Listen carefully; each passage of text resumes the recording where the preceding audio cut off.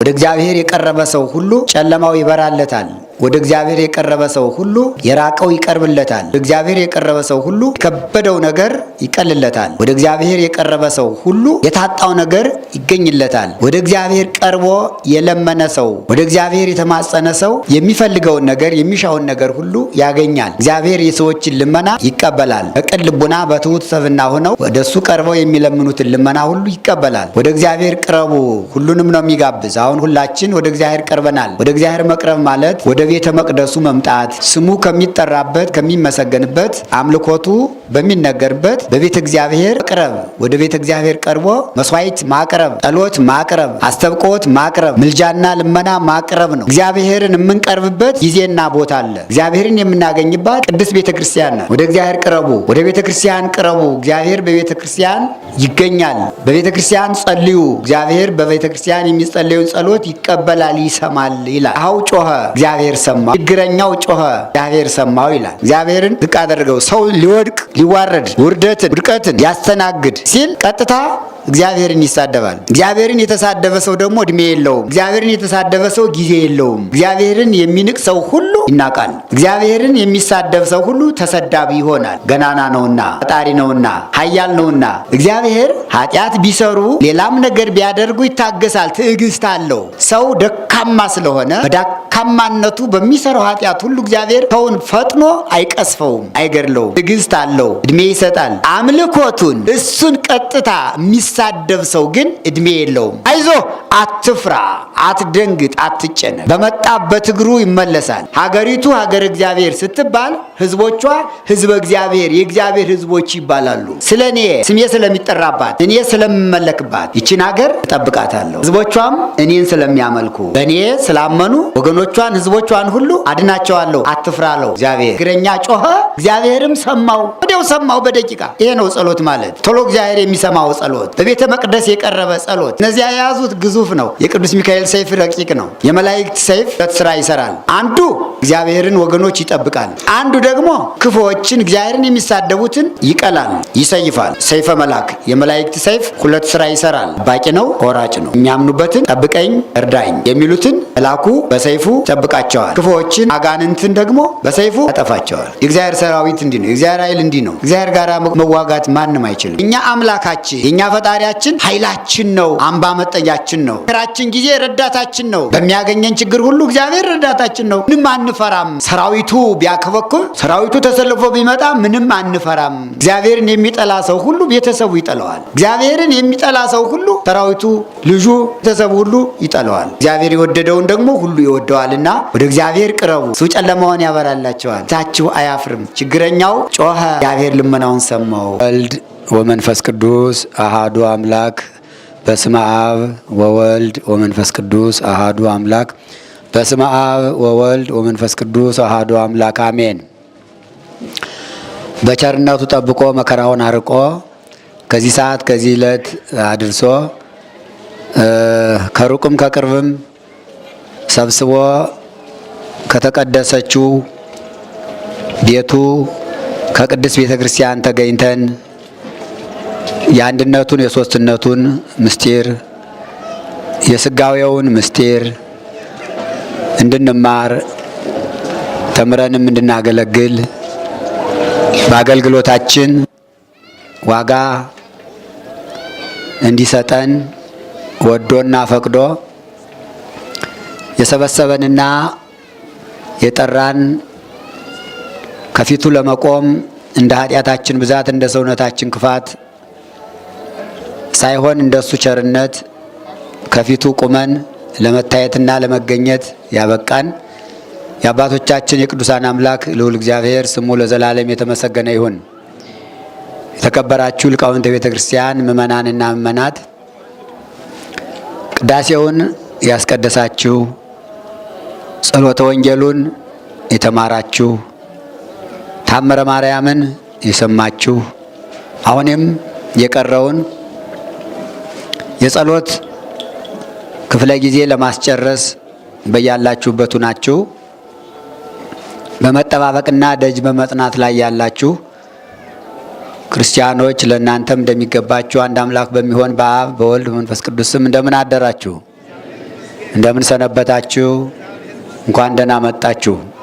አሜን። እግዚአብሔር አምላካችን ስሙ የተመሰገነ ይሁን። አንዲት እናታችን ልጄ ወደ በረሃ ሂዶ ነበርና በሰላም ልጄን እንድትመልስልኝ ብዬ ስለት ተስዬ ነበረ። የተሳልኩ ስለት ይህ ምንጣፍ ነው ብለው ልጃቸው በሰላም ስለተመለሰላቸው የሚገባውንና የተሳሉትን መባ ይዘው ቀርበዋል። እግዚአብሔር አምላክ ልመናቸውን እንደተቀበለ ጸሎታቸውን እንደሰማ ልጃቸውንም ካለበት አምጥቶ እንዳገናኛቸው የሁላችንም ጸሎታችን እንዲቀበልልን ስለታችን እንዲሰማልን የለመነውን ነገር ሁሉ እንዲፈጽምልን ቅዱስ ፈቃዱ ይሁን እያላችሁ እግዚአብሔርን አመስግኑ። አሜን። ዛሬ የምንማማርበት የትምህርት ርዕስ ወደ እርሱ ወደ እግዚአብሔር ቅረቡ የሚል ይሆናል። በቤተ ክርስቲያናችን ስርዓት በጸሎተ ቅዳሴው መካከል ምስባክ ይሰበካል፣ ወንጌል ይነበባል። የሚሰበከው ምስባክ ከዳዊት መዝሙር ሲሆን የሚነበቡት ምንባባት ደግሞ ከቅዱስ ጳውሎስ መልእክት፣ ከሐዋርያው ከያዕቆብ መልእክት፣ ከግብረ ሐዋርያት መጨረሻ ከቅዱስ ወንጌል ይነበባሉ እና የተሰበከው ምስባክ ዲያቆናቱ ለወንጌሉ መግቢያ የሰበኩት ምስባክ መዝሙረ ዳዊት መዝሙር 33 ቁጥር 5 ላይ ኃይለ ቃሉ እንዲህ ይላል። ቅረቡ ሀቤሁ ወያበርህ ለክሙ፣ ወደ እግዚአብሔር ቅረቡ እሱ ያበራላችኋል። ወይታፈር ገጽክሙ፣ ፊታችሁ አያፍርም። ዝንቱ ነዳይ ጸርሃ ወእግዚአብሔር ሰሞ፣ ድሃው ችግረኛው ሰው ወደ እግዚአብሔር ጮሆ ለመነ፣ ወእግዚአብሔር ሰሞ፣ እግዚአብሔር ልመናውን ጩኸቱን ሰማው የሚለው ምስባክ ነው የተሰበከ። ወደ እግዚአብሔር ቅረቡ ያበራላችኋል፣ የድሃውን ልመና ሰማው። ይሄ ነው የትምህርቱ ርዕስ። ወደ እግዚአብሔር ቅረቡ ያበራላችኋል አለ ነቢዩ ዳዊት። ይህ መዝሙር ብዙ ምስጢራትን የያዘ ሲሆን በዘመነ በብሉይ ኪዳን የነበሩ ነገስታትን፣ ነቢያትን፣ ካህናትን ይመለከታል። ወደ እግዚአብሔር ቅረቡ ያበራላችኋል። ወደ እግዚአብሔር የቀረበ ሰው ሁሉ ጨለማው ይበራለታል። ወደ እግዚአብሔር የቀረበ ሰው ሁሉ የራቀው ይቀርብለታል። ወደ እግዚአብሔር የቀረበ ሰው ሁሉ የከበደው ነገር ይቀልለታል። ወደ እግዚአብሔር የቀረበ ሰው ሁሉ የታጣው ነገር ይገኝለታል። ወደ እግዚአብሔር ቀርቦ የለመነ ሰው፣ ወደ እግዚአብሔር የተማጸነ ሰው የሚፈልገውን ነገር የሚሻውን ነገር ሁሉ ያገኛል። እግዚአብሔር የሰዎችን ልመና ይቀበላል። በቅን ልቡና በትሑት ሰብእና ሆነው ወደ እሱ ቀርበው የሚለምኑትን ልመና ሁሉ ይቀበላል። ወደ እግዚአብሔር ቅረቡ ሁሉንም ነው የሚጋብዝ። አሁን ሁላችን ወደ እግዚአብሔር ቀርበናል። ወደ እግዚአብሔር መቅረብ ማለት ወደ ቤተ መቅደሱ መምጣት፣ ስሙ ከሚጠራበት ከሚመሰገንበት፣ አምልኮቱ በሚነገርበት በቤተ እግዚአብሔር መቅረብ፣ ወደ ቤተ እግዚአብሔር ቀርቦ መስዋዕት ማቅረብ፣ ጸሎት ማቅረብ፣ አስተብቆት ማቅረብ፣ ምልጃና ልመና ማቅረብ ነው። ወደ እግዚአብሔር ቅረቡ ሲል እግዚአብሔር ወዴት ነው ያለ? እንዴት ነው የምንቀርበው ብንል እግዚአብሔርን የምንቀርብበት ጊዜና ቦታ አለ። ወደ እግዚአብሔር የምንቀርብባት ቦታ በቀድሞው በብሉይ ኪዳን ቤተ መቅደስ ወይም ምኩራብ፣ በሐዲስ ኪዳን በወንጌል ደግሞ ወደ እግዚአብሔር የምንቀርብባት እግዚአብሔርን የምናገኝባት ቅድስት ቤተ ክርስቲያን ናት። ወደ እግዚአብሔር ቅረቡ፣ ወደ ቤተ ክርስቲያን ቅረቡ። እግዚአብሔር በቤተ ክርስቲያን ይገኛል። በቤተ ክርስቲያን ጸልዩ፣ እግዚአብሔር በቤተ ክርስቲያን የሚጸለዩን ጸሎት ይቀበላል፣ ይሰማል ይላል። የሁላችንም ጸሎት ይቀበልልን ይስማን። በዚህ በነቢዩ በዳዊት መዝሙር ወደ እግዚአብሔር ቅረቡ ያበራላችኋል ያለውን ብዙ አባቶች ተጠቅመውበታል። ቅድም እንደሰማነው ኖህ መርከብ ሰርቶ ወደ እግዚአብሔር በጸሎት በመቅረቡ ቤተሰቦቹንና ራሱን ከጥፋት ውሃ አድኗል። አብርሃምም እንዲሁ ወደ እግዚአብሔር በመቅረቡ በጸሎቱ ራሱን፣ ባለቤቱን፣ ቤተሰቡን አድኗል። ሌሎችም አባቶች እነ ሙሴ እና አሮን ወደ እግዚአብሔር ቀርበው በመጸለያቸው ከስጥመት ባህር ከባህረ ኤርትራ መሰጠም ድነው ወደ ሀገራቸው ደርሰዋል። ወደ እግዚአብሔር የቀረቡ ነገስታት ከሞት ድነዋል። በተለይ ወደ እግዚአብሔር ቅረቡ ያበራላችኋል፣ ፊታችሁ አያፍርም፣ ያ ችግረኛ ወደ እግዚአብሔር ጩሆ ለመነ፣ እግዚአብሔር ልመናውን ሰማው የተባለ የእስራኤል ንጉሥ ሕዝቅያስ የሚባል ደግ ሰው ነበረ። ሕዝቅያስ ይባላል።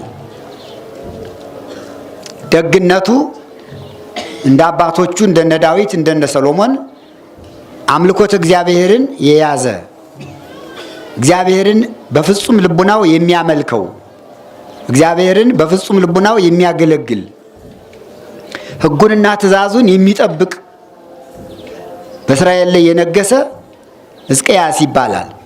ሕዝቅያስ የሚባል ንጉሥ ነበር። ሕዝቅያስ ወደ እግዚአብሔር ጩሆ ለምኖ እግዚአብሔር ልመናውን ሰምቶታል። ወደ እግዚአብሔርም ወደ ቤተ መቅደስ ቀርቦ ጸልየዋል።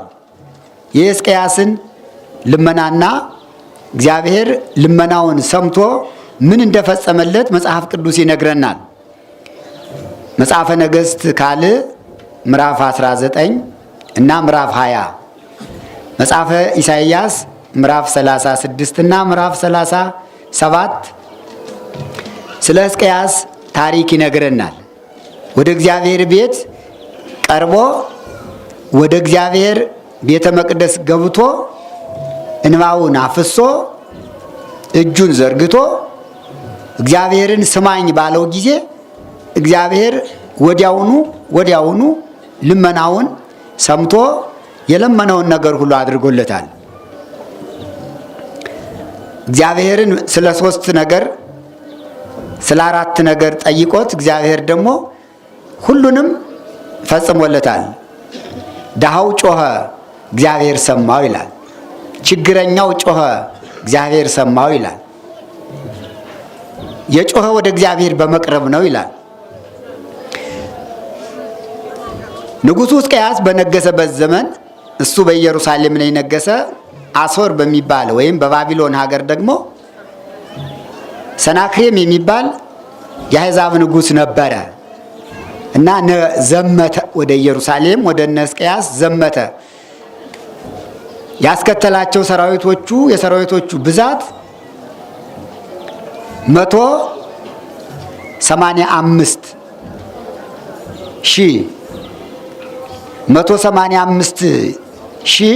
ሰራዊት ይዞ ዘመተ። ዘማቹ ንጉሥ እግዚአብሔርን የማያመልክ እግዚአብሔርን አንድነት፣ ሶስትነት፣ አምልኮት የማያውቅ ጣዖት አምላኪ ነው። የሚዘመትበት ንጉሥ ሕዝቅያስ ደግሞ አምልኮት እግዚአብሔርን የያዘ በሕገ እግዚአብሔር ጸንቶ የሚኖር ነው። ሀገራቸውም የሰናክሬም ሀገር የጣዖት ሀገር ናት። የሕዝቅያስ ሀገር ኢየሩሳሌም ደግሞ የእግዚአብሔር ሀገር ናት። ሀገሪቱ የእግዚአብሔር ሀገር፣ ንጉሡ እግዚአብሔርን የሚያመልክ እንዲሁም ሕዝበ እስራኤል በሕገ እግዚአብሔር ጸንተው የሚኖሩ ናቸው። ዘማቹ ግን ሕዝቦቹም ሰራዊቶቹም ጣዖት የሚያመልኩ፣ እሱ ጣዖት የሚያመልክ፣ ሀገሪቱ ሀገረ ጣዖት ናት። ልዩነት አለው። እግዚአብሔርን የማያመልኩ ሰዎች እግዚአብሔርን በሚያመልኩ ሰዎች ላይ ዘመቱባቸው፣ መጡ ተሰብስበው። በዚህ ጊዜ ነቢዩ ሕዝቅያስ ለጦር አልተዘጋጀም፣ ሰራዊት አላዘጋጀም፣ ጦር መሳሪያ አላዘጋጀም። ቀጥታ ኃይሉም ሰራዊቱም መሳሪያውም የእግዚአብሔር ኃይል መሆኑን ስለሚያውቅ ቀጥታ ወደ ቤተ እግዚአብሔር ሄደ ይላል። ቅረቡ ሀቤው ያበር ለክሙ፣ ወደ እግዚአብሔር ቅረቡ እሱ ያበራላችኋል ያለውን የዳዊትን መዝሙር ይደግም ነበር፣ ይጸልይ ነበር። ይህን ጸሎት ይጸልይ ነበር። እግዚአብሔር ያበራልኛል፣ ጨለማውን ያበራልኛል፣ ጠላቴን ድል ይነሳልኛል። እኔ በእግዚአብሔር ኃይል እመክታለሁ። መከታዬ፣ ጋሻዬ፣ ኃይሌ፣ ሰራዊቴ የኔ እግዚአብሔር አምላክ ነው። እነሱ ብዙዎች ናቸው፣ እኛ ጥቂቶች ነን። ግን እነሱ እግዚአብሔርን ስለማያመልኩ እኛ እግዚአብሔርን ስለምናመልክ የእግዚአብሔር ኃይል ድል ያደርግልኛል ብሎ ሕዝቅያስ ወደ ቤተ መቅደስ ገባ፣ ወደ እግዚአብሔር ቀረበ። ከቀረበ በኋላ ዝንቱ ነዳይ ጸርሃ፣ ያ ችግረኛ ወደ እግዚአብሔር ለመነ፣ እግዚአብሔር ልመናውን ሰማው ይላል። ያ ትዕቢተኛውና አልደፈርም አልነካም ባዩ ሰናክሬም በጣም ይዝት ነበር፣ ዛቻ ነበረው፣ በሰራዊቱ ይመካ ነበር፣ በመሳሪያው ይመካ ነበር። በዚህ ብቻ አይደለም፣ በጣዖቱ ይመካ ነበር፣ በሚያመልከው ጣዖት ይመካ ነበር። ምን ይል ነበር? እናንተ የኢየሩሳሌም ሰዎች፣ አንተ ንጉሥ ሕዝቅያስ እግዚአብሔር ያድነኛል የምትለው አባባል በፍጹም አይረዳህም።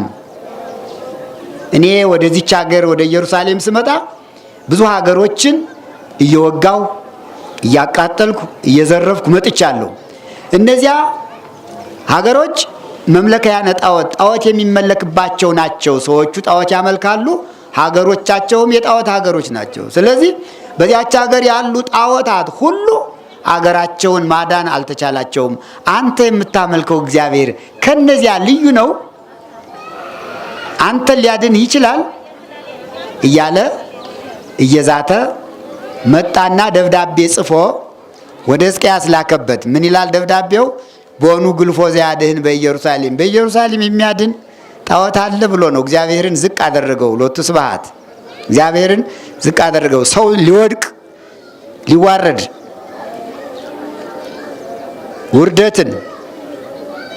ውድቀትን ሊያስተናግድ ሲል ቀጥታ እግዚአብሔርን ይሳደባል። እግዚአብሔርን የተሳደበ ሰው ደግሞ እድሜ የለውም። እግዚአብሔርን የተሳደበ ሰው ጊዜ የለውም። እግዚአብሔርን የሚንቅ ሰው ሁሉ ይናቃል። እግዚአብሔርን የሚሳደብ ሰው ሁሉ ተሰዳቢ ይሆናል። ገናና ነውና፣ ፈጣሪ ነውና፣ ኃያል ነውና። ለምን? እግዚአብሔር ኃጢአት ቢሰሩ ሌላም ነገር ቢያደርጉ ይታገሳል፣ ትዕግስት አለው። ለምን? ሰው ደካማ ስለሆነ በደካማነቱ በሚሰራው ኃጢአት ሁሉ እግዚአብሔር ሰውን ፈጥኖ አይቀስፈውም፣ አይገድለውም። ትዕግስት አለው፣ እድሜ ይሰጣል። አምልኮቱን እሱን ቀጥታ የሚሳደብ ሰው ግን እድሜ የለውም፣ እድሜ አይሰጠውም። ለምን? ይቅር ባዩን አምላክ ይቅር እንደማይል አድርጎ፣ መሐሪውን አምላክ እንደማይምር አድርጎ፣ የፈጠረውን አምላክ ፈጣሪ መሆኑን ክዶ እሱ የሚያመልከውን ትንሹን ፍጡሩን ከደንጃና ከእንጨት የተሰራውን ጣዖት የበላይ አድርጎ ስለሚታበይ እግዚአብሔር ጊዜ አይሰጠውም እና የሚያድን ጣዖት አለ እንዲህ በሀገራችሁ ብሎ እግዚአብሔርን ጣዖት ብሎ ተሳደበ። ሁለት ነገሮችን እዚህ ላይ እናያለን። አንደኛ ሀገሪቱ የእግዚአብሔር ሀገር ናት። የእግዚአብሔርን ሀገር ምን ብሎ ተሳደበ? የጣዖት ሀገር ብሎ ሀገሪቱን ተሳደበ። ሁለተኛ እነ ሕዝቅያስ እስራኤል የሚያመልኩ እግዚአብሔርን ነውና እግዚአብሔርን ጣዖት ካለ እነሱን ጣዖት አምላኪዎች ብሎ መሳደብ ነው ማለት ነው። ሶስተኛው አምላክን እግዚአብሔርን ጣዖት ማለት የመጨረሻ ኃጢአት ነው። የመጨረሻ ኃጢአት እግዚአብሔርን መሳደብ ነው። በዚህ እግዚአብሔር ተቆጣ። እንዴት ሀገር ይሰደባል? እንዴት ሕዝብ ይሰደባል? እንዴት እኔ ጣዖት እባላለሁ አለና እግዚአብሔር ተቆጣ። በዚህ ወቅት ሕዝቅያስ ከቤተ መቅደሱ ገባና ያችን ደብዳቤ አነሳ ይላል። ምን የምትለውን ደብዳቤ? እናንተ እግዚአብሔር አምላክ ነው የምትሉት አያድናችሁም የምትለውን ደብዳቤ ገለጠና አቤቱ እግዚአብሔር አምላክ ሆይ አለ። የሕዝቅያስ ጸሎት እንዲህ ይላል። አቤቱ ዘትነብር ዲበ ኪሩቤል ከኪሩቤል ላይ በዙፋን የተቀመጥክ ሰማይና ምድርን ፈጥረህ የምትገዛ የአማልክት አምላክ የጌቶች ጌታ የነገስታት ንጉሥ እንደሆንክ እኔ አውቃለሁ፣ አምናለሁ፣ እሰግድልሃለሁ፣ እንበረከክልሃለሁ። አንተን አመልካለሁ፣ ጣዖት አላመልክም። ሁሉን የፈጠርክ አንተ ነህ። አሁንም የሰናክሬምን ዛቻ ተመልከት። አጽንን እዝነከ ሀበ ስለትየ ጆሮህን ወደ ልመናዬ አዘንብል። ወክስት አይነከ ሀበ ጸሎትየ አይንህን ወደ ጸሎቴ ትኩር ብለህ ተመልከት። በአይንህ ተመልከት፣ በጆሮህ ስማ ብሎ ጮኸ። ዝንቱ ነዳይ ጸርሃ ያ ችግረኛ ሰው ወደ እግዚአብሔር ጮኸ፣ ወደ እግዚአብሔር ቀረበ። እግዚአብሔር መልእክት ላከለት። ወዲያውኑ ምን አለው? አይዞ፣ አትፍራ፣ አትደንግጥ፣ አትጨነቅ። በመጣበት እግሩ ይመለሳል።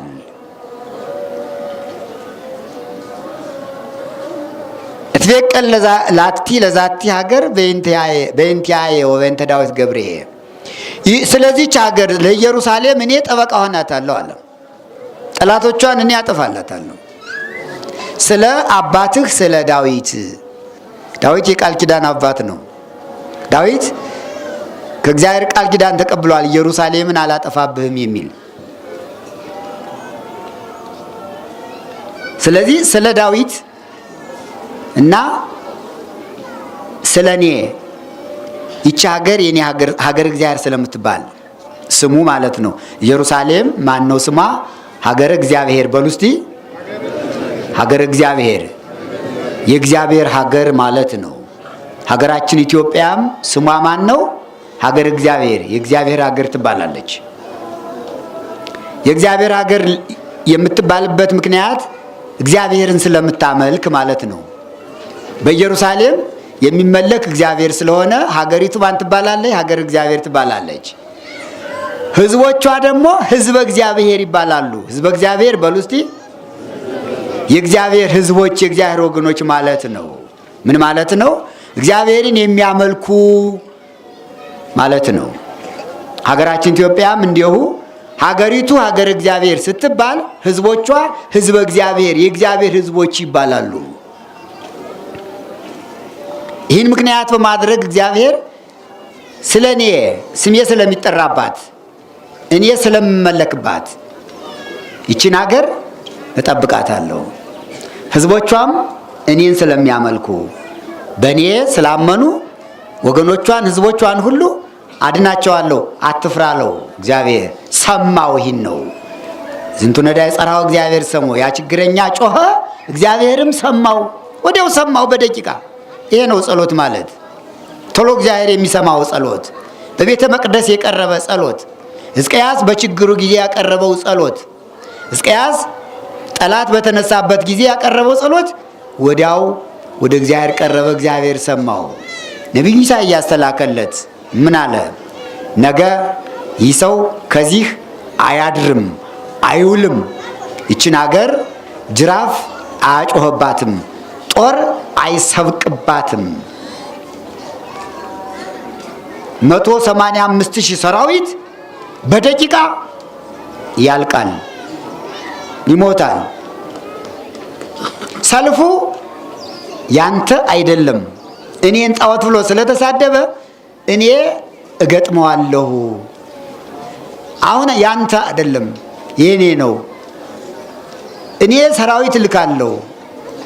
የሱ የሰናክሬም ሰራዊት ከኔ ሰራዊት ጋራ ነው ሰልፍ የሚገጥም አለው። ወዲያውኑ መልአኩ ቅዱስ ሚካኤል መጣ። አንዲት ሰይፍ ይዞ ነው የመጣ። ይገርማቸዋል። አንዲት ሰይፍ። ሰራዊቱ ስንት ነው ያልኳችሁ?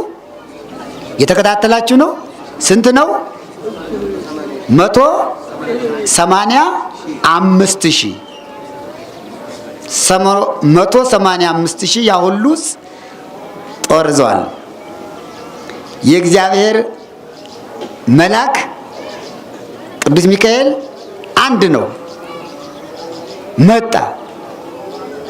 መጣና ሰይፉን መዘዘው ይላል። ረቂቅ ነው ደግሞ።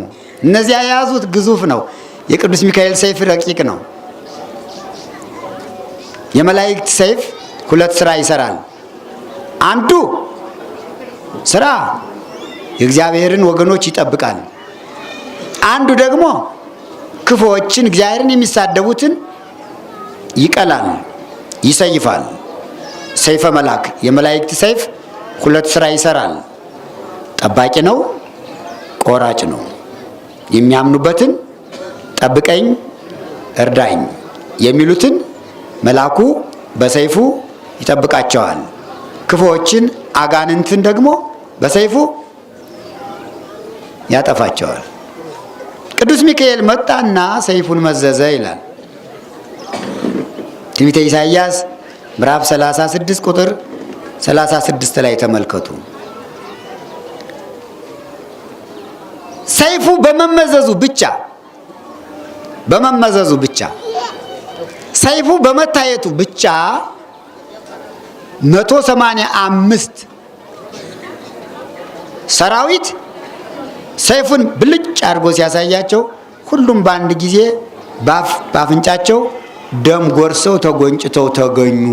አለቁ። በአንድ ጊዜ ምጥጥ አሉ። የእግዚአብሔር ሰራዊት እንዲህ ነው። የእግዚአብሔር ኃይል እንዲህ ነው። እግዚአብሔር ጋር መዋጋት ማንም አይችልም። እግዚአብሔርን መቋቋም የሚችል ምን አለ? እዚያ ላይ ካሉበት ላይ ፍንግል አበቃ። ዶሮ እንደ ዶሮ ማለት ነው። ዶሮ አንድ ጊዜ ፈንግል የሚባል በሽታ ሲመጣ ዶሮዎቹ እስከ ጫጩቶቻቸው በሙሉ አንድ ጊዜ ፍንግል ይላሉ። የሰናክሬም ሰራዊቶች እንደዚያ በአንድ ቀን በአንድ ሌሊት ሙተው አደሩና ማልዳ ሲታይ ሰናክሬም ያ ሁሉ ሰራዊት አልቆበት ብቻውን ቀርቷል። ሰናክሬም ምንድን ነበር ያለ? እግዚአብሔር አያድናችሁም ነበር ያለ። እግዚአብሔር ደግሞ ለሕዝቅያስ ምንድን ነው ያለ? ለዚች ሀገር እኔ ጠበቃ ሆናታለሁ፣ ምንም አትሆኑም፣ እሱ ይወድቃል ብሎ ነበር። የእግዚአብሔር ቃል የታመነ ስለሆነ የሰናክሬም ሰራዊት አልቆ አደረ። የእግዚአብሔር ሕዝቦች ግን በሰላም አደሩ። ሰላም አድረው ማልዳ ሲነሱ ያ ሁሉ ሰራዊት አልቆ እስራኤልም ገረማቸው፣ እነ ሰናክሬምም ደነገጡ። መዝሙረ ዳዊት መዝሙር 45 ቁጥር 1 ላይ እንዲህ ይላል፣ አምላክነሰ ኃይልነ ወፀወንነ ይላል።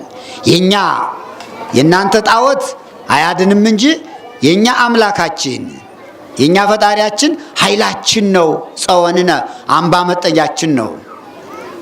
ወረዳይነ ውእቱ ለምንዳቤነ በመከራችን ጊዜ ረዳታችን ነው። ዘረከበነ በሚያገኘን ችግር ሁሉ እግዚአብሔር ረዳታችን ነው። በእንተዚህ እንፈርህ ለማርለቅለቀት ምድር። ስለዚህ ከሰራዊተ ሰናክሬም ብዛት የተነሳ ምድር ብትነዋወጥ ምንም አንፈራም።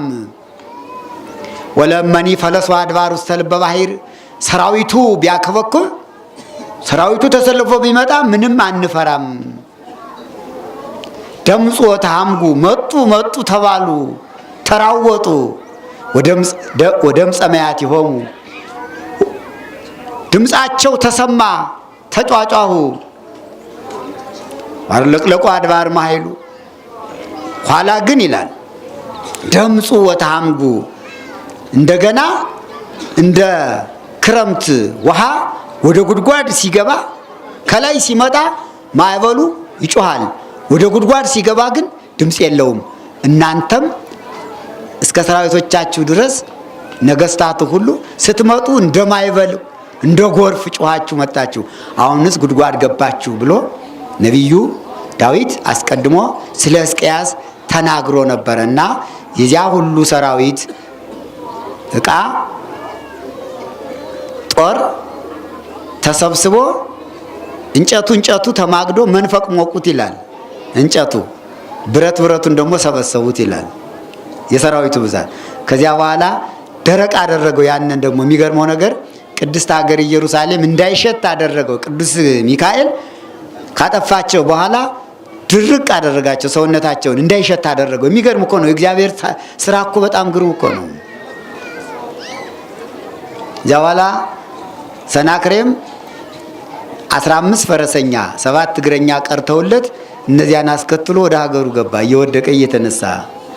ከሀገሩ ገብቶ ደግሞ ልጆቹ በዘነዘና ቀጥቅጠው ገደሉት። ለምን? ጣዖት ስለሚያመልክ ከጣዖቱ ስር ስለሆነ መቃብሩ ቅድስት ሀገር ኢየሩሳሌምን እንዳያረክሳት ከሀገሩ ገብቶ እንዲሞት አደረገ ይላል እግዚአብሔር። ልጆቹ ጠላቶቹ ሆኑ። እግዚአብሔርን የሚጠላ ሰው ሁሉ ቤተሰቡ ይጠላዋል። እግዚአብሔርን የሚጠላ ሰው ሁሉ ሰራዊቱ፣ ልጁ፣ ቤተሰቡ ሁሉ ይጠላዋል። እግዚአብሔር የወደደውን ደግሞ ሁሉ ይወደዋልና እግዚአብሔር ሁላችን እንዲወደን በሕጉ በስርዓቱ ጸንተን መኖር ይገባናል ማለት ነው። ሰናክሬም ሞተ። አሁን ለዚህ ነው እንግዲህ ቅረቡ ኀቤሁ፣ ወደ እግዚአብሔር ቅረቡ፣ ወያበር ለክሙ፣ እሱ ጨለማውን ያበራላቸዋል። ወይታፈር ገጽክሙ፣ ፊታችሁ አያፍርም። ዝንቱን ወዳይ ጸርሃ፣ ችግረኛው ሕዝቅያስ ጮኸ፣ እግዚአብሔር ልመናውን ሰማው ይላል። ብዙ ነገሮችን አድርጎለታል። ብዙ ታምራት አድርጎለታል።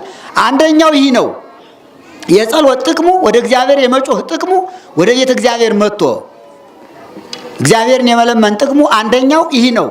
የሚመጣውን ጠላት ሁሉ እግዚአብሔር ያሳፍራል። ከጠላት እጅ ያድናል። ከተወረወረ ጦር፣ ከተጣለ ጠጠር ያድናል። አንደኛው ይህ ነው የሕዝቅያስ። ሁለተኛ ሕዝቅያስ ወደ እግዚአብሔር ጮሆ ለምኖ ከበሽታ ድኗል። በሽተኛ ነበር። አንድ ጊዜ የሆነ በሽታ መጣበት ሕዝቅያስ።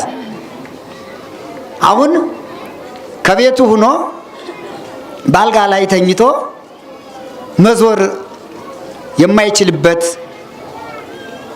አቅም እስከ ማጣት ደረሰ። ወደ ቤተ እግዚአብሔር በእግሩ ለመሄድ አልቻለም። እየሰማችሁ ነው። በምንታመም ጊዜ ፊታችን ወደ እግዚአብሔር መልሰን መጸለይ ያስተምረናል። ምንድን አለ ሕዝቅያስ? መዞር አልቻልኩምና መቆም ስላልቻልኩኝ አልጋውን ይላል ወደ ቤተ እግዚአብሔር አዙሩልኝ ፊቴን። እምነታቸው የአባቶቻችን ቤተ እግዚአብሔር መምጣት ባይችሉ እንኳን ከቤታቸው ሆነው አቅጣጫቸውን ፊታቸውን ወደ እግዚአብሔር ቤት አድርገው ከጸለዩ ይሰማቸዋል። ልብን ነው የሚያይ። አዞሩለት አልጋውን የተኛበትን። ምን አለ አልጋ ላይ ሆኖ? መቼም አንተ እግዚአብሔር ያፍን መቀባጠር ሳይሆን አለ፣ ያፍን መቀባጠር መለፍለፍ ሳይሆን የልብን ነው የምትሰማ፣ ልብን ነው የምታይ። እባክህ ከደዌ አድነኝ፣ ፈውሰኝ አለ። ወዲያው ነቢዩ ኢሳይያስ መጣ። አይዞህ ነገ ወደ ቤተ እግዚአብሔር ትሄዳለህ፣ ትድናለህ አለው። መልእክተኛ መጣለት። ጸሎቱን ሰማው እግዚአብሔር። ያ ድሃ ጮኸ፣ እግዚአብሔር ልመናውን ሰማው።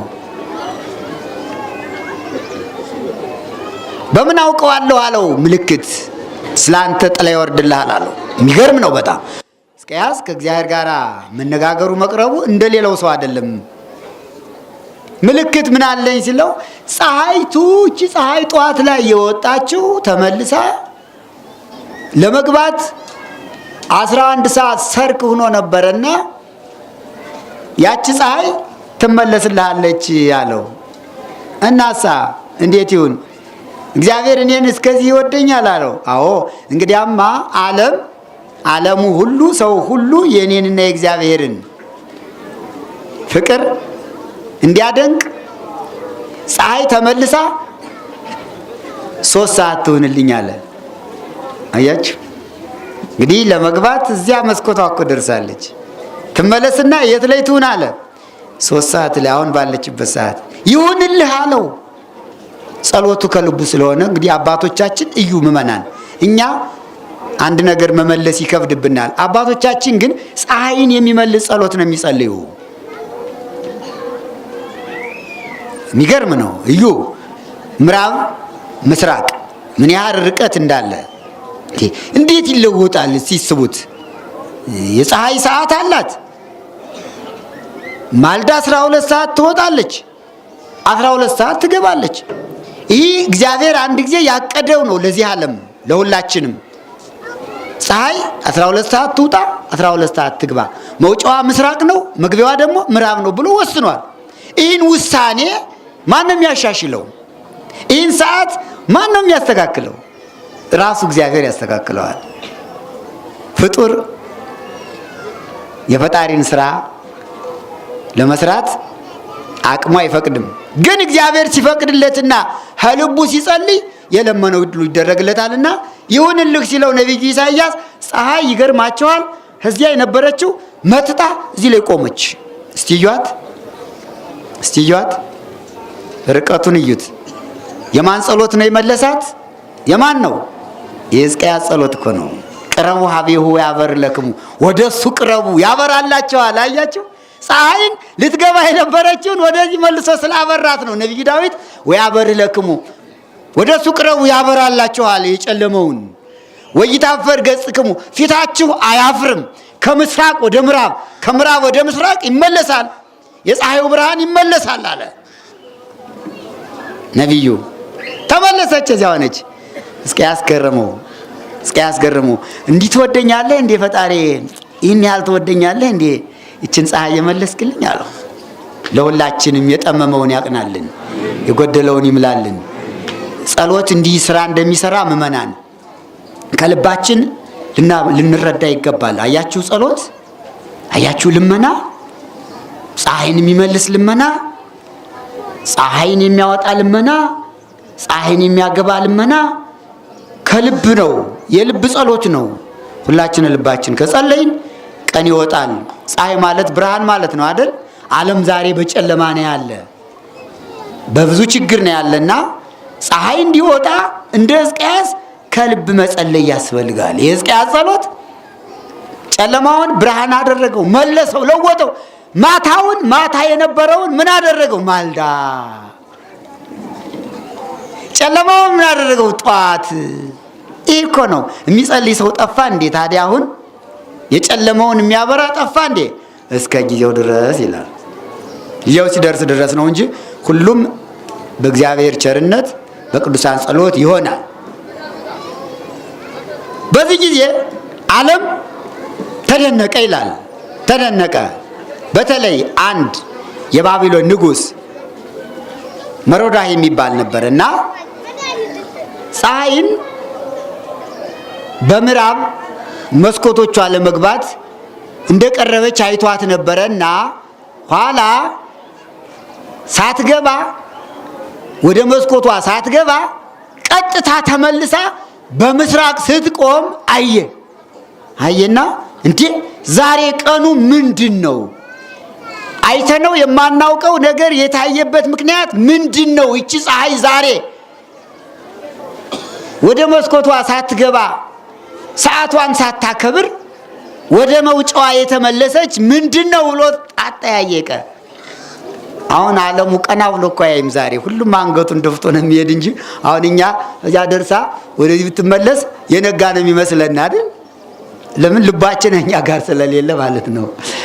ይህንም የሚያስተውሉ ልብ ያላቸው ሰዎች ናቸውና ብዙ ሰው እኮ አለ በዓለም ግን መሮዳህ ብቻ ነው መጽሐፍ ቅዱስ ላይ የተጻፈ እሱ ብቻ ነው የፀሐይን ሁኔታ ያየ።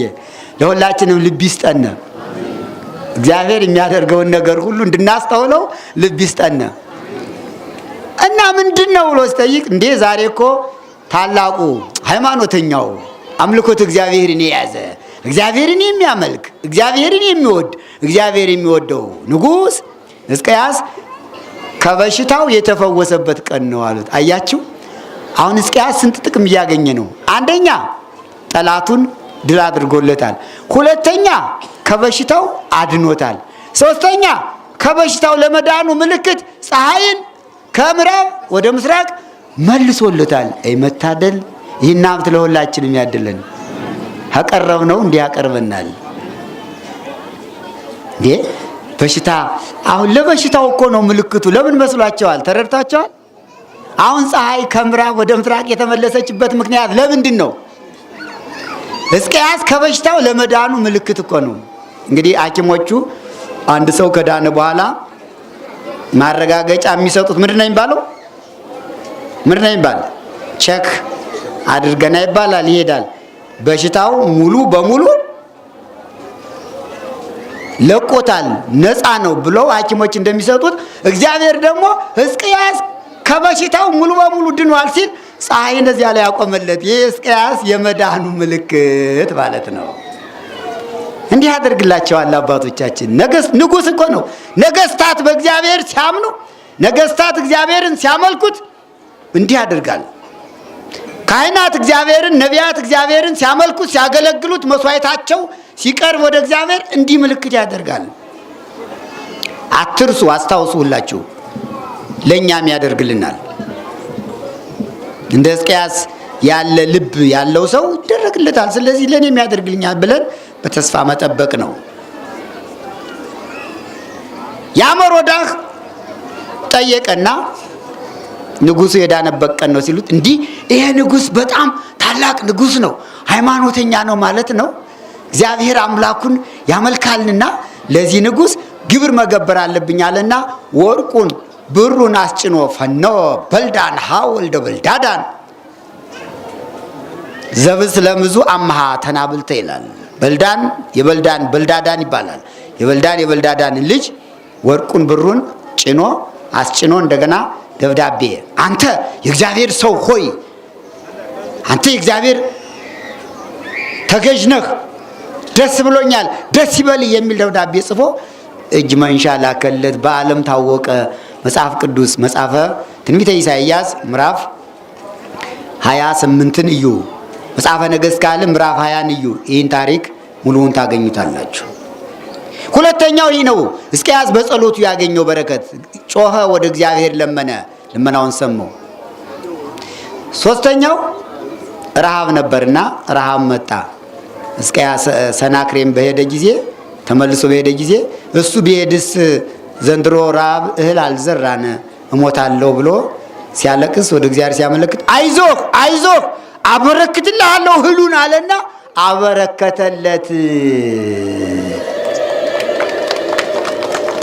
ያ ድሃ ጮኸ፣ እግዚአብሔር ጮኸቱን ሰማው። ይሄ እኮ ነው ሲርባቸው ወደ እግዚአብሔር መጮህ ነው። ጦርነት ሲበረታ ወደ እግዚአብሔር መጮህ ነው። በሽታ ሲመጣ ወደ እግዚአብሔር መጮህ ነው። ሕዝቅያስ ሶስቱንም ነገሮች ወደ እግዚአብሔር እየጮኸ አሳለፈለት። መጀመሪያ ጠላት ጦርነት ሲመጣ ወደ እግዚአብሔር ጮሆ ጦርነቱን አሳለፈለት፣ አዳነው። ሁለተኛ በሽታ ቢመጣበት ወደ እግዚአብሔር ለመነ፣ ከደዌው አዳነው፣ ፀሐይን አቆመለት። ሶስተኛ ረሃብ መጣ፣ በረከቱን ሰጥቶ ከረሃብ አዳነው። አራተኛው የመጨረሻው ደግሞ እድሜ ነው።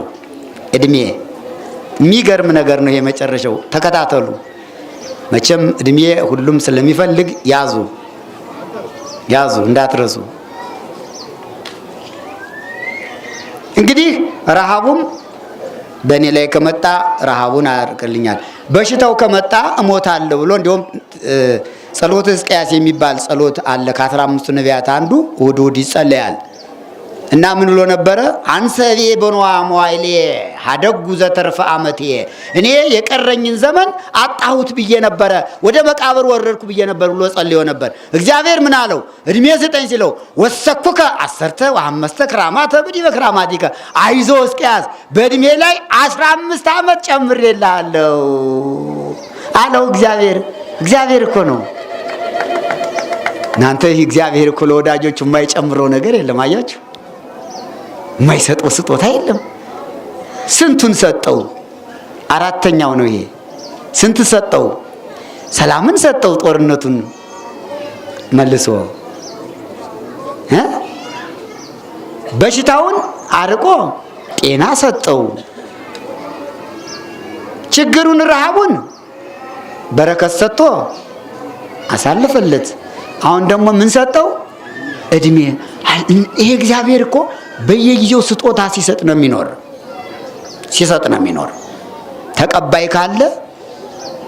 ተቀባይ ካለ እግዚአብሔር ስጦታውን ለመስጠት ሁልጊዜ እጁ እንደተዘረጋ ነው፣ የምሕረት እጁ። ጤና ከማን ነው የሚሰጥ? ከእግዚአብሔር ስለሆነ ለሕዝቅያስ ጤናውን ሰጠው። ሰላም ከማን ነው የሚገኝ? ከእግዚአብሔር ስለሆነ ጦርነቱን አሳልፎ ሰላምን ሰጠው። በረከት ከምን ነው የሚገኝ? ከእግዚአብሔር። በረከት ከእግዚአብሔር ስለሚገኝ በረሃብ በችግር ጊዜ አበረከተለት እህሉን። የመጨረሻው እድሜ ከማን ነው የሚገኝ? እድሜን ማን ነው የሚሰጥ? እግዚአብሔር። እድሜን የሚሰጥ እግዚአብሔር ስለሆነ ለሕዝቅያስ ስንት ዓመት ጨመረለት? እናንተ ስንት ዓመት ቢጨመርላችሁ ተወዳላችሁ? ምን አላችሁኝ? እሱ እንደፈቀደ። በጣም ጥሩ። አንድ ጊዜ እግዚአብሔርን አመስግኑ በጋራ። ምክንያቱም እሱ እንደፈቀደ ስላላችሁ እውነታችሁን ነው። ሕዝቅያስም ይህን ያህል እድሜ አላለም፣ 15ም አላለም፣ 20ም አላለም፣ 30ም አላለም። ዝም ብሎ እባክህ ፈጣሪዬ እድሜ ስጠኝ ነው ያለ። እግዚአብሔር ግን ባወቀ ስንት ዓመት ሰጠው? 15። እንዳላችሁት እሱ እንደፈቀደ ነውና ለሕዝቅያስ እሱ ፈቅዶ 15 ዓመት እንደሰጠው ለእናንተም እሱ እንደፈቀደ እድሜ ይስጣችሁ። ምርቃት እኮ እናቶቻችን አባቶቻችን ሲመርቁ ምንድነው የሚሉና? እድሜ ይስጥህ፣ እድሜ ይስጥሽ። አዎ እግዚአብሔር ለሕዝቅያስ እድሜ ሰጠው። ማን መርቆት ነበረ? ነቢያት። ይስማዕከ እግዚአብሔር በዕለተ ምንዳቤከ ይላል ነቢዩ ዳዊት። እግዚአብሔርም አድህኖ ወሴቦ አጸግቦ ነዋሃ መዋዕለ፣ እድሜ ሰፊ ዘመናት ረጅም ወራት ሰጥቼ እድሜ ጠገብ አደርገዋለሁ ሕዝቅያስን ብሏል። እድሜ ሰጠው። እንግዲህ ምን ያልተገኘ ነገር አለ? ይህ ሁሉ የተገኘ በጸሎት ነውና ምእመናን ቅረቡ ሀቤሁ ነው። ወደ እግዚአብሔር ቅረቡ። እድሜ ለማግኘት፣ ጤና ለማግኘት፣ ሰላም ለማግኘት፣ በረከት ለማግኘት ወደ ማን ቅረቡ አለ? ወደ እግዚአብሔር ቅረቡ። አሁንም ወደ እግዚአብሔር መቅረብ ነው። ሁሉን ነገር የሚያስተካክለው ወደ እግዚአብሔር መቅረብ ነው። ያበር ገጽክሙ፣ ፊታችሁን ያበረዋል፣ ያወዘዋል። ሕዝቅያስ እኮ ወዛ፣ ፊቱ በራ፣ ፀሐይም በራለት፣ ተስተካከለለት። ያስተካክልን ለሁላችን እና ወደ እግዚአብሔር መቅረብ ማለት ወደ ቤተ እግዚአብሔር እንደ ሕዝቅያስ መምጣት፣ ወደ ቤተ ክርስቲያን መምጣት፣ መቅረብ፣ ማስቀደስ ነው። አሁን ብዙ ሰው ያልመጣ ይኖራል። ዛሬ አሁን በሰንበተ ክርስቲያን ቤተክርስቲያን ያልመጣ ሰው ካለ ይህ ሁሉ በረከት ይቀርበታል። የመጣው ሰው ግን እንደ ሕዝቅያስ ሁሉንም ያገኛል። እና ወደ ቤተክርስቲያን ለመምጣት እንገስግስ፣ ወደ እግዚአብሔር እንቅረብ ነው። ስንቱ እንዳይጸራ ጮኸ፣ እግዚአብሔር ጮኸቱን ሰማው። እንግዲህ የሕዝቅያስ ጮኸት ተመልከቱ። የሕዝቅያስ ጮኸት እዩትማ። ከንቱ ያልቀረ ጮኸት እኮ ነው። ከንቱ ያልቀረ ጸሎት እኮ ነው። ከደመና በታች ያልቀረ ጸሎት እኮ ነው። እንዲህ ያለው ጸሎት ከደመና በታች አይቀርም። ወደ እግዚአብሔር ይቀርባል፣ ያስተካክላል። አሁንም የሚጸለየውን ጸሎት የመስዋዕቱን፣ የቁርባኑን፣ የዕጣኑን መዓዛ፣ የቅዳሴውን ጸሎት፣ የማሕሌቱን ጸሎት፣ የሰዓታቱን ጸሎት ተቀብሎ እንደ ሕዝቅያስ የጠመመውን ያቅናልነ፣ የጎደለውን ይምላልነ፣ የራቀውን ያቅርብልነ፣ ሰላሙንና እድሜውን ጤናውን በረከቱን ያድለነ። አሜን። ሌላው ይህ የምስባኩ ሲሆን እዚሁ የተያያዘ ነው። ቅረቡ፣ ወደሱ ቅረቡ ያበራላችኋል ነውና አምላካችን መድኃኔዓለም ክርስቶስ በዚህ ዓለም 33 ዓመት ከ3 ወር ሲኖር ከቅድስት ማርያም ተወልዶ 3 ዓመት ከ3 ወር የትምህርት ጊዜ ነውና በዚህ በትምህርት ክፍለ ጊዜ አንድ ቀን ካስተማራቸው ትምህርቶች በባህር ላይ በመርከብ ሲሄድ ያደረገው ታምር ነው። የማቴዎስ ወንጌል ምዕራፍ 8 ቁጥር 23 ላይ ነው የተነበበ። ቅድም በቅዳሴው ጊዜ ምን ይላል? ዋሪጎ እግዚ ኢየሱስ ውስተ ሐመር ይላል። ጌታ ወደ መርከብ በወጣ ጊዜ ወኮነ አብይ ድልቅልቅ በውስተ ባሕር፣ በባህሩ ውስጥ ታላቅ መነዋወጥ ሆነ። በመርከቡ ተቀምጦ በባህር ላይ ይሄዱ። ባህሩ ባሕረ ገሊላ ይባላል። ሰፊ ሐይቅ ነው እንደ ጣና። ጣናን ባያህልም ስፋቱ ጣናን አያህልም፣ መጠነኛ ነው፣ ግን ሐይቅ ነውና ብዙውን ትምህርት በየብስ ብዙውን ትምህርት በባህር ነው ያስተማረ መድኃኔዓለም ክርስቶስ ሎቱ ስብሐት ስሙ የተመሰገነ ይሁን። ብዙውን ታምራት ያደረገ በየብስና በባህር ሲሆን ከዕለታት በአንድ ቀን በባህር በመርከብ ሲሄዱ ሐዋርያት አሉ። ጌታ በመርከብ ውስጥ አለ። ማዕበል ሞገድ ተነሳና ያን መርከብ ከፍ ዝቅ አደረገው። ነፋስ ተነሳ፣ ማዕበል ተነሳ። ነፋሱን ማዕበሉ ደግሞ መርከቡን ሶስቱም ወደ ላይ ወደ ታች አነዋወጡት ይላል። ነፋስ ማዕበልን ይገፋል። ማዕበል ማንን ይገፋል? መርከቡን ይገፋል። መርከቡ ውስጥ ያሉት ሰዎች ደግሞ በመርከቡ ያለውን ችግር መቋቋም ስላልቻሉ ወተተሪሶን ሆመ መንገለ ከኋላ ሐመር ይላል ጌታችን። በከበሮ ቤቱ ወይም ሊቀ ሐመሩ የመርከቡ ሹፌር ካለበት ጠጋ ብሎ ተኝቶ ነበር ይላል። እንደ ሰውነቱ እንደ አምላክነቱ ንዋም የለበትም፣ እንቅልፍ የለበትም። እንደ ሰውነቱ ደግሞ ሰው ነውና እንደ ሰውነቱ ተኝቶ ነበር ይላል። አሁን ደቀ መዛሙርት ሐዋርያት ተጨነቁ። ወቀርቡ አርዳይሁ ወይቤልዎ ንቃህ ሊቅ አድነነ ከመ ይንሙት። ቀርቡ ያው ነው፣ ወደ እግዚአብሔር ቅረቡ ብሎ ዳዊት። አሁን ደግሞ ሐዋርያት ወደሱ ቀረቡና ቀሰቀሱት። ወይቤልዎ መምህር አረ እንዳንሞት አድነን አለ። እስኪ በሉ ሁላችሁ እንዳንሞት አድነን፣ አቤቱ እንዳንሞት አድነን፣ አቤቱ እንዳንሞት አድነን። ይህ የአባቶቻችን ቃል ነው። ይህ የአባቶቻችን ጸሎት ነው። ይህ ልመና ነው። ሕዝቅያስ አድነኝ ብሎ ጸለዩ የለ? ሐዋርያት ደግሞ አድነን ብለው ጸለዩ።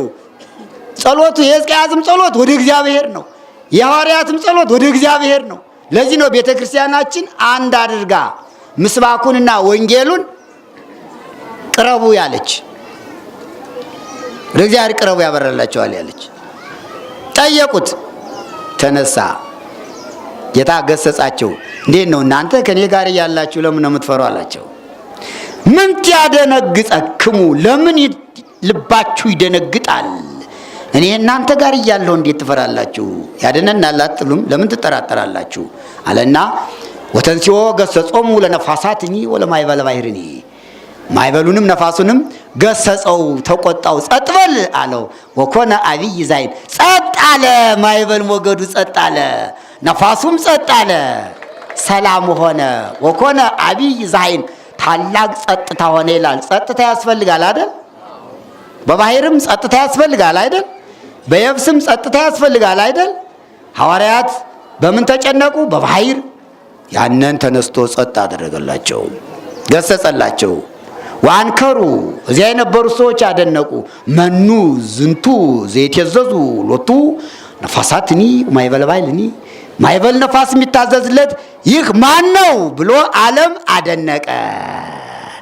በባህር ላይ ያደረገው ታምር ይባላል። ይሄ ታምር ብዙ እውቀት ነበር በዚህ ዓለም 5500 ዘመን ዲያብሎስ ብዙ እውቀት ከአዳምና ሔዋን ጀምሮ ይህን ዓለም ያውከው ነበርና ጌታ ታገሰ።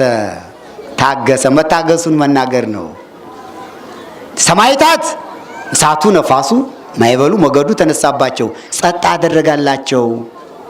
ማዕበል ነፋስ በብዙ ይመሰላል መከራው። ነቢያት ካህናት መከራ መጻጸናባቸው፣ ወደሱ ለመኑ፣ ጸጥ አደረገላቸው። ሐዋርያት ማዕበል ሞገድ ተነሳባቸው፣ ጸጥ አደረገላቸው። ሰማዕታት አላውያን፣ ነገሥታት አላውያን፣ መኳንንት ተነሱባቸው፣ ለመኑት፣ ጸጥ አደረገላቸው። ባሕታውያን በገዳም አጋንንት ተሰልፈው መጡባቸው፣ መከራው ጸናባቸው፣ ወደሱ ለመኑ፣ ጸጥ አደረገላቸው ይላል። ምእመናን ወደ እግዚአብሔር ጸለዩ፣ ጸጥ አደረገላቸው። ምኑን ጸጥ ያደርገው? ዛሬም ሁከት አለ። ዓለም ትታወቃለች። ባሕር ነው። ባሕር የዚህ ዓለም ምሳሌ ይላል። ባሕር የዚህ ዓለም በባሕር መታወክ እንደማይጠፋ ይህች ዓለም የሁከት ዓለም ናት እና አባቶቻችን ሐዋርያት ለምነውት እንዳንሞት አድነን አሉት። አዳናቸው። እኛም የአባቶቻችን ጸሎት እንዳንሞት አድነን እያልን እንጸልይ ያድነናል ነው። ብዙ ችግር አለ። ረሃቡንም እንደ ሕዝቅያስ ያሳልፍልን፣ ሰላሙንም ያምጣልን። ሐዋርያትን ጸሎታቸውን ሰምቶ ማዕበል ሞገዱን ጸጥ እንዳደረግላቸው የእኛንም ጸሎታችን ተቀብሎ ያለውን ችግር ሁሉ ጸጥ ያድርግልን፣ ከፈተና ይጠብቀን። ከእመቤታችን ከወላዲተ አምላክ ከቅድስት ድንግል ማርያም በረከት ረድኤት ይክፈለን። የሕዝቅያስ አምላክ የሕዝቅያስን ጸሎት እንደተቀበለ ጸሎታችን ይቀበልልን፣ ያሳርግልን። ሕዝቅያስን ከደዌ እንደፈወሰ የታመሙትን ይፈውስልን። ሕዝቅያስን ከረሃብ እንዳዳነ ዛሬም የተራቡትን በበረከቱ ያጥግብልን። ሕዝቅያስን ከጦርነት እንዳዳነ ሰላም እንዳደረገው ሰላም ያድርግልን። ለሕዝቅያስ ፀሐይን ምልክት እንዳደረገለት አሁንም ይቺ ፀሐይ ያበሰለችውን ዝናብ ያበቀለውን ተመግበን በረከት ለማግኘት ቅዱስ ፈቃዱ ይሁንልን። እድሜ ለሕዝቅያስ እንደጨመረለት ለአባቶቻችን ለእናቶቻችን እድሜ ይጨምርላቸው፣ ሕፃናቱን ያሳድግልን። ቅረቡ ሀቤሁ ወደ እግዚአብሔር ቅረቡ ወያበርለክሙ ያበራላችኋል። ወይታፈር ገጽክሙ ፊታችሁ አያፍርም። ዝንቱ ነዳይ ጸረሃ ወእግዚአብሔር ሰሞ ችግረኛ ወደ እግዚአብሔር ለመነ፣ እግዚአብሔር ልመናውን ሰማው። ወስብሐት ለእግዚአብሔር ወለወላዲቱ ድንግል ወለመስቀሉ ክቡር። ይቆየን። አሜን። በያላችሁበት በርከክ በርከክ በሉና እንደተለመደው በጸሎተ ማርያም ፈጣሪያችን እንለምነው። ሰላም ለኪ ዳው ሰላም ለኪ ዘንሰግነው ለኪ ማርያም ናስተው ወኪ ጸንታና መጨያጅ ወተግዝተነ ማርያም ድንግል ወላዲተ አምላክ ታቢዮን ሲል እግዚአብሔር ታሰየን ሲሆን ለኪ ናሁ ሚዜስ ያሰው ጽንኩት ስመ ገብርኤል ታይላይ ያተከለሱ ገብርኤል በመድራይቶ ዘረው ሙለሊያ ብናል በማስተ በረከቱ ለሩዋን ወፈኖ ወረቁም ለወላንዶ ወለደራ አብርሃም ለዘሩስ ሰላም ለኪ እንበል ሰላም ለኪ ዘንሰግን ወንዳና ምጆያ የማወቂ ማህበረን የመንባሪ ጸሎት ስመሪያ ማማላ አመቱን አሁን ይዘ ገብርኤል ታይላያ ለትውልደቱ ለሊበሩ ገብርኤል እንደመዘሩ በረከቱ ለሩዋን ፈኑ ወራቁም ወንዶ ለዓለም ሰላም ለኪ እንበል ሰላም ለኪ ዘንሰግን ለኪ ማርያም ወይያቄ ማወቂ ማህበረን የመንባሪ ጸሎት ማርያም አምላኬ ወንዳኔ ይስመር የማማላ አመቱን ወቅዱስ ስሙ ሳህል ለትውልደቱ ለሊበሩ ገብርኤል ላያላን መናፍርቸው ማይ የሆነታ ወለዘሩስ ከላሉን ዝዲንትን ማይሰሩ ማርያም ንጽሕት ድንግል ወላዲተ አምላክ ማይምጣል ዘምረት ለወለደ ሳለና አክየ ለዛን ጊዜ ተደጋይ በተመለስ ጊዜ ወዳም ይርግትና ነው ከወጀራው ጽሩን ከአርዛቱ ተሰውጅ ማክለስ የማርያም ለጊዮርጊስ መንግስት አንዲ ኩሎ ታሰግድ መጥቶለኪን ይሰግዳሉ ዝገሩ መድኃኔ ዓለም ኮነ ደመ ኢየሱስ ክርስቶስ ግለት አምልጭ ባህራ ከስከውን ዘከም ሰግድ ለወላዲተ አንስ ወከርስ ቀና ቀና በሉ በክብር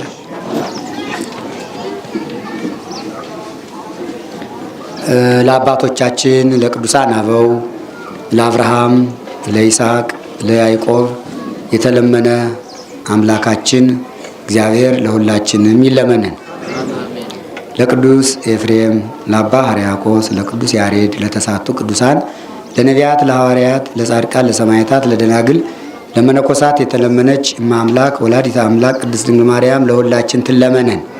ፈተናውን ያርቅልን፣ መዓቱን በምህረቱ ቁጣውን በትዕግስቱ ይመልስልን። ኃይለ አጽራርን ኃይለ አጋንንትን ኃይለ ምናፍቃንን ያድክምልን። ከሰንበት በረከት ረድኤት ይክፈለን። ዘመኑን የሰላም ዘመን ያደርግልን። በረከቱን ያድለን። አሜን። ከሩቅም ከቅርብም ከውስጥም ከውጭም ሁነው በጸሎተ ማርያም በመዝሙረ ዳዊት በጸሎተ ቅዳሴ አስቡን፣ አስታውሱን፣ አትርሱን እያሉ የሚማጸኑ አባቶቻችን፣ እናቶቻችን፣ ወንድሞቻችን፣ እህቶቻችን ብዙዎች ናቸው። በተለያየ ዓለም አሉ። ስለዚህ የተጸለየው ጸሎት ሁሉ ለነሱም ለኛም የጋራ ስለሆነ በሩቅ ሀገር ሆነውም ወደዚህ ቢጸልዩ ጸሎታቸውን እግዚአብሔር ይቀበልላቸዋል፣ እግዚአብሔር ይሰማቸዋል እና በሩቅ ላሉትም ወገኖቻችን ጸሎቱ ይድረሳቸው። ሁላችንም ከአደጋ ይጠብቀን፣ ከፈተና ይጠብቀን።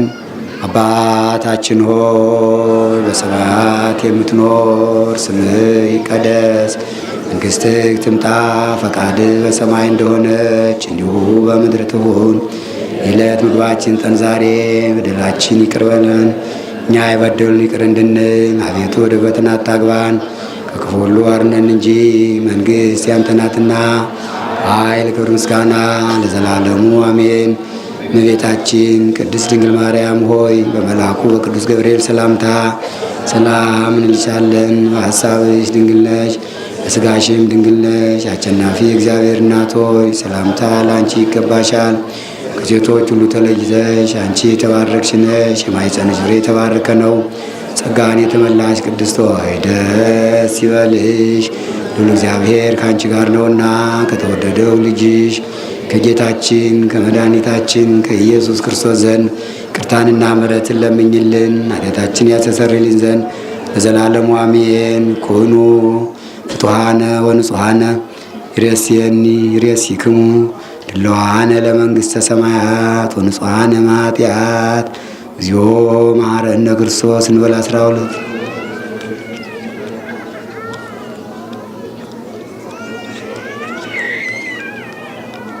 መሐረነ ክርስቶስ እግዚኦ መሐረነ ክርስቶስ ከማሁ በእንተ እግዝእትነ ማርያም መሐረነ ክርስቶስ እንበል 12 ጊዜ እንደዚህ